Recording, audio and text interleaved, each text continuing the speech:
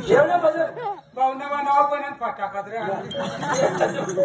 देवाचं बदल बोलता बोल एक आता पदार्थ कर्ज दोन फोन खाली द्यायचं मला काय बलाव काय बोलावं ब्लाउज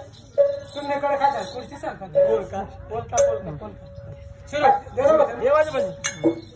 जेवण बदल श्याम मित्र ना जानू से